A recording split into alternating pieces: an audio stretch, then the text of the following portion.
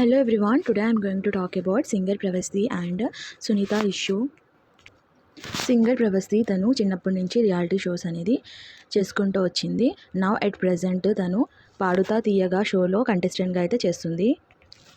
పాడుతా తీయగా షోలో జడ్జెస్ వచ్చేసి Chandrabose and MM Keeravani and judge Sunitha.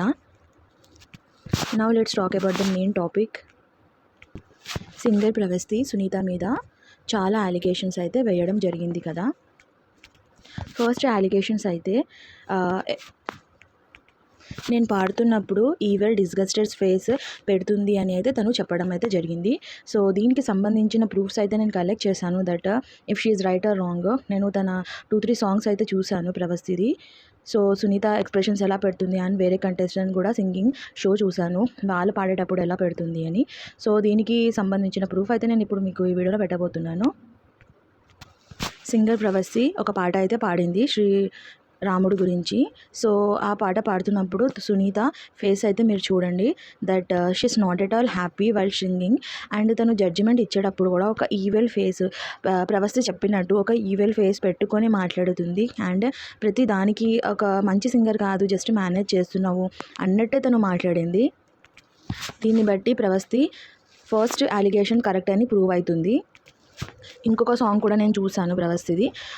Song పాడేటప్పుడు కూడా సునీత ఎక్స్ప్రెషన్స్ చూడండి, చాలా డిస్గస్టెడ్గా పెట్టింది. నిజంగానే తను చెప్పినట్టే చాలా లీస్ట్ ఇంట్రెస్టెడ్ అండ్ ఒకరి మీద కోపంతో పాడినప్పుడు వింటారు కదా, అలా అయితే పెట్టడం అయితే జరిగింది. అండ్ సెకండ్ అలిగేషన్ వచ్చేసరికి నేను పాడుతున్నప్పుడు ఎంఎం కీరవాణి గారికి ఈ అమ్మాయి ఏం మంచిగా పాడదు, జస్ట్ మేనేజ్ చేస్తుంది అని సునీత గారు చెప్పారు అని అంటుంది కదా.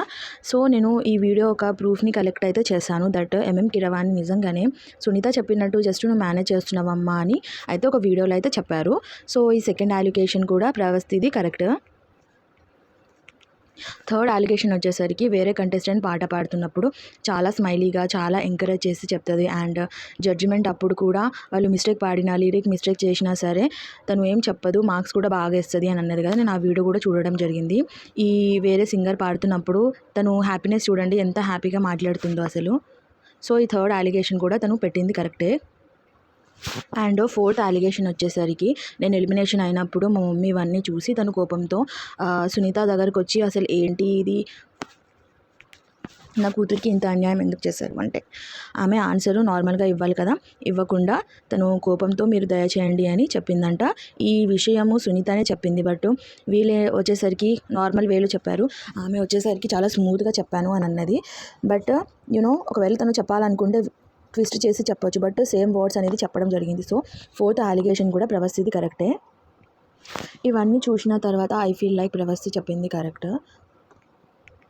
సునీత జడ్జిమెంట్ చాలా ఇంజస్టిస్గా ఉంది. అండ్ తను నిజంగా అవన్నీ fake faces, fake smile, sweet voice అయితే మాట్లాడి అన్ని కవరప్ అయితే చేసింది. ఇవన్నీ ఎందుకు చెప్తున్నానంటే ఈవెన్ నాకు కూడా నేను కాలేజ్లో ఉన్నప్పుడు నేను కూడా బయాస్నెస్ అనేది ఫేస్ చేశాను. సో ఈ మ్యాటర్ నాకు చాలా కనెక్ట్ అయ్యింది. నేను కాలేజ్లో ఉన్నప్పుడు ఒక మ్యామ్ అయితే ఉన్నారు. సో తను ఇన్ఛార్జ్ అనమాట, తను మాకు చూసుకునేది.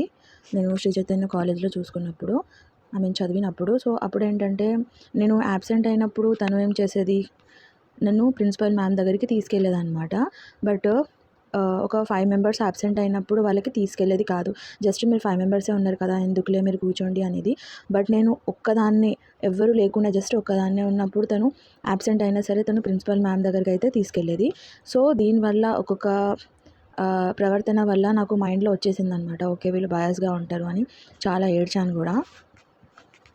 సో ప్రవస్తి అలిగేషన్ వేసింది కదా, అసలు ఏం జరగకుండా తనకి ఆ మనసులో ఫీలింగ్ అయితే రాదు, ఏదో ఒకటి జరిగి ఉంటుంది కాబట్టే తనకి ఎట్లా ఫీల్ అయి ఉంటుంది. అందుకే తను ఇంత ధైర్యంగా, అసలు సునీత అండ్ ఎంఎం కీరవాణి, చంద్రబోస్ వీళ్ళు చాలా వెల్ సెటిల్డ్ అండ్ చాలా ఇయర్స్ నుంచి వర్క్ చేస్తున్న సింగర్స్ అనమాట. సో వీళ్ళు అగెన్స్ట్గా వెళ్తే ఆమె కెరియర్ ఇంకా తనకి థ్రెడ్స్ కూడా వస్తుంది, డెత్ థ్రెడ్స్, అండ్ తన లైఫ్ కూడా సెటిల్డ్ అవ్వదు అని కూడా తెలుసు ఇండస్ట్రీలో.